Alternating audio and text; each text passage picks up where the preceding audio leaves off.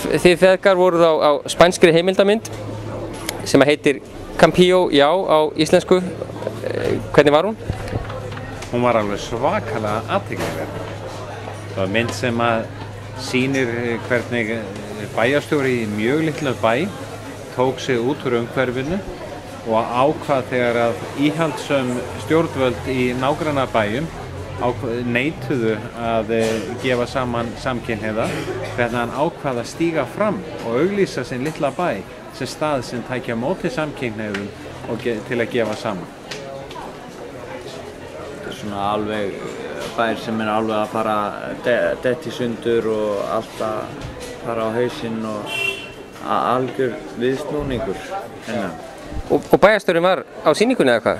Bæjarstjórinn kom hérna ásamt með framleiðandanum, talaði okkur bæði í upphafi og í lok sýningar og greinilega leggur svolítið mikið metnað í að vera að kynna þessa mynd og vera að kynna ekki bara bæinn, heldur að kynna afstöðu þá sem bæjarbúar hafa valið að taka með honum.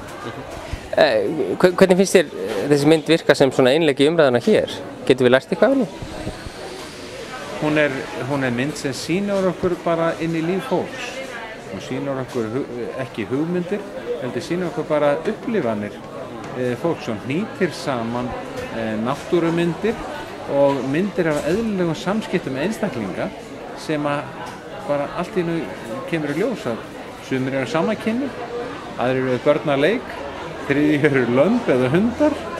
Náttúran kemur allstaðar inn í myndina og spurningin að baki er óskaplega ágeng.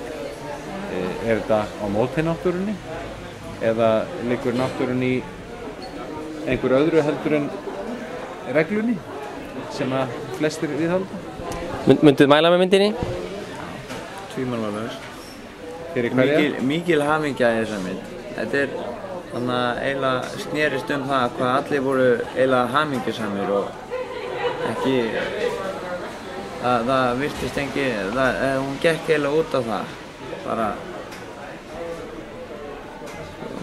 Já, ég hugsa að ég taki undir það að þetta var svolítið leikur að einlægum, hlýjum, upplífgandi tilfinningum sem að tók okkur að baki hugmyndum, hugsunum, reglum eða öðru slíku sem við höfum oft verið svo upptekin af.